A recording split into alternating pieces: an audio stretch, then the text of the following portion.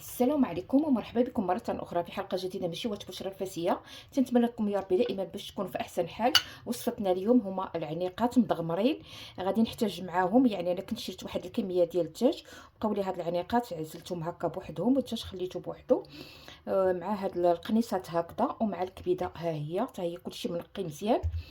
غادي نحتاج هنايا واحد الكميه هنايا ديال العنيقات ديال الدجاج. عندي هنايا القنيصات حتى هما هادو غادي نقطعهم قطع صغار.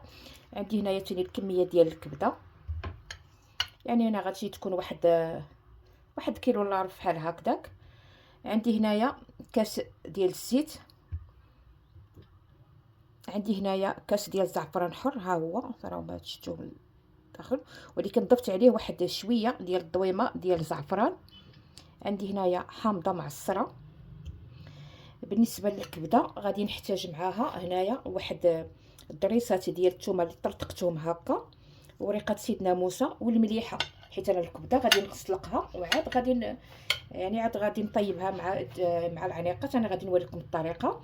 بالنسبه للتوابل عندي الملحه وعندي الكركم معلقه صغيره، ومعلقه صغيره ديال سكينجبير، وواحد معلقه صغيره ديال الابزار ولكن تكون ممسوحه. وعندي هنايا واحد 4 المعالق ديال الربيع اولا 3 على حسب الكميه اللي انا غادي نشوف واش غادي تقدوني 4 ولا ندير غير 3 وصافي ان شاء الله باذن الله. دابا غادي نمشي ان شاء الله باش غادي نسلق الكبده هي الاولى. درت الماء، ها هو درت تيغلي. غادي ندير هاد الطريسات ديال الثومه اللي طرطقتهم هكذا وريقه سيدنا موسى، واحد القليل جدا ديال المليحه لان غادي نعاود نشرملهم، غير باش نعزو داك المذاق ديالهم ما يجيوش باسلين. صافي وغادي نعمل هاد الكبيدات هادو يتسلقوا. ضروري الماء يكون مغلي، عاد نضيفوهم.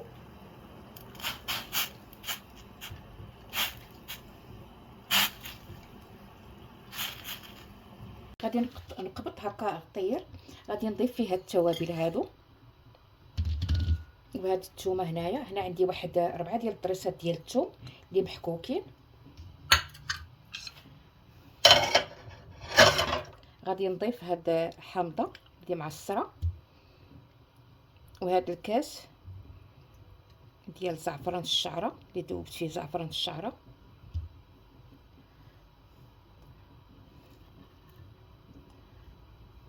صافي انا ضفت واحد 4 ديال المعالق كبار ما بين القزبر ومعدنوس مقطعين رقيق. غادي نخلط هاد المكونات هكذا وغادي نشرب بهم داك العناقات. صافي غادي نحط هكا هاد العناقات هادو هكذا يتشربلوا.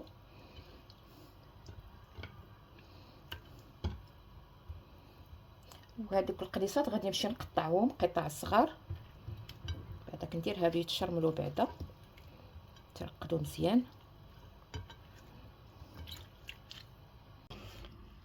اللي طلع لنا هاد الرغوه هكا كحله غادي نزولوها. هانتوما شفتوا على الرغوه، داكشي باش نقول لكم ديك الكبده خصها تسلق تيتحيد من هذاك المذاق الغير مستحب، وغادي تنكه بداك ورق الغار وبداك التويمه.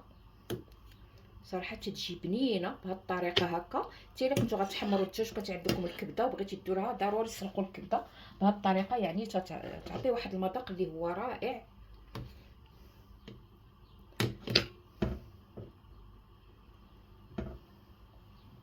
صافي غادي نخليها غير واحد 2 دقائق وصافي غادي نطفي عليها النار، وغادي نمشي غادي نصفيها من هذه الماء ونخليها تقطر باش تمشي حتى هي ندير لها نفس الشرموله. صافي حيت الدجاج من هاد الشرموله هادو، بقات لي هنايا هاد الشرموله هادي غادي نضيف لها يعني هاد القنيصات هكا حتى هما تشرملهم مزيان.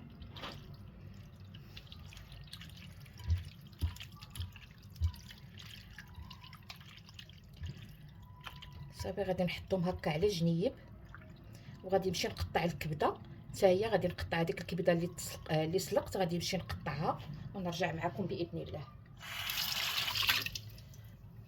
صافي هاد القنيصات هما ترقدوا، يعني لا العناق ولا هادو كلهم غادي نخليهم ساعه يترقدوا في هاد الشرموله، يعني تيشربوا. دابا غادي نضيف هاد الكبده هادي اللي سلقت حتى هي، غندير لها هاد الشرموله ونخليهم حتى هما يترقدوا واحد الساعه.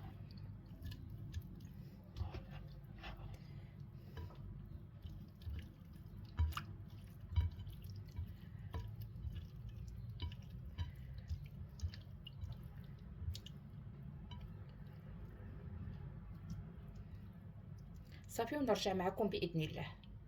غادي نقبض الطنجره ديالي، غادي نعمل فيها هنايا جهد بصيله، يعني اما شلضوها يا اما قطعوها شنينفات ويكونوا رقاق. كيف ما درتو لها راه مزيان. دابا غادي نضيف هاد العنيوقات هادو،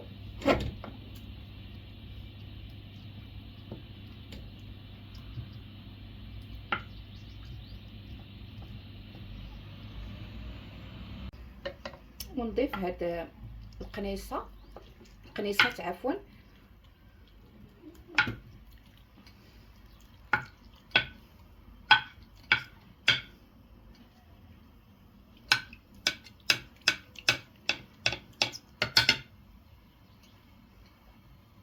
غادي نضيف هنايا نص معلقه ديال السمن،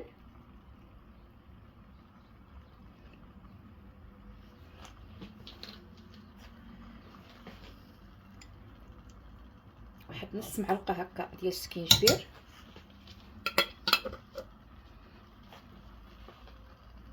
شويه ديال الخرقوم هكا غير واحد شويه،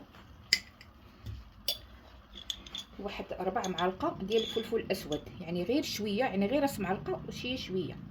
صافي هادشي اللي غادي نديرو. صافي غادي نقلي هاد العنيوقات مع هاد القنيصات هكذا، يعني مع هاد البصيله حتى يتشحروا لي مزيان، ونرجع معكم باذن الله. بعد ما تشحروا لي هاد القنيصات مع هاد العنيقات هكا، غادي نحرك ونجر هكا الجنيب، وغادي نمرق هكذا، نروي بالماء. صافي هاد الجهد هو الجهد، حيت العنيوقات دغيا تيطيبوا، وهادوك القنيصات حتى هما مقطعين قطع صغار حتى هما دغيا غادي يطيبوا. صافي غادي نغطي عليهم ونخليهم يطيبوا على خاطرهم. ملي يطيبوا غادي نرجع معكم. بعد ما طابوا العنيقات ديالنا غادي نزولهم. غادي تقولوا لي نسيت الزيت، انا الزيت راه ما نسيتهاش، انا عاد غادي نضيفها.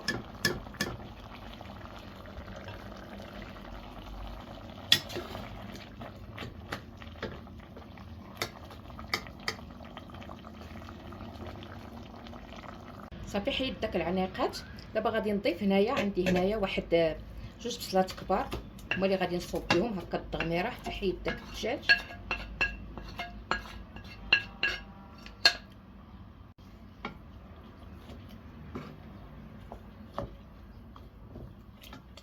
غادي نضيف هاد الكاس ديال الزيت، وغادي نضيف هاد الكبده هي هادي،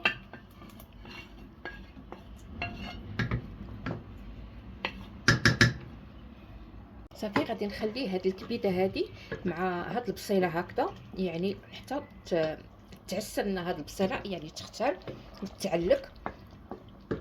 وبرا مره هكا نحرك هكا بيديا تحريكه خفيفه، ونرجع معكم باذن الله. بعد ما تغمرات لي هاد البصيله، ها نتوما شفتوا السبيته بقات الفوق والبصيله هكا لتحت.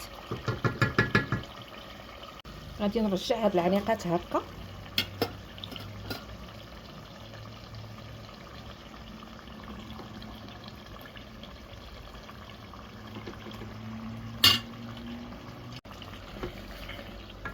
غادي نخليهم هكا واحد 2 دقائق ولا 3 صافي. وغادي نطفي النار ونمشيو ان شاء الله باش غادي نحطو في الطبق ديال التقديم باذن الله.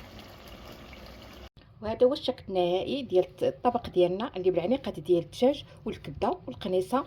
تيجيو رائعين، غير جربوها الطريقه كيف ما وريتكم انا. تيجي الطبق اللي هو رائع وتيطيح، يعني رخيص، ماشي غالي.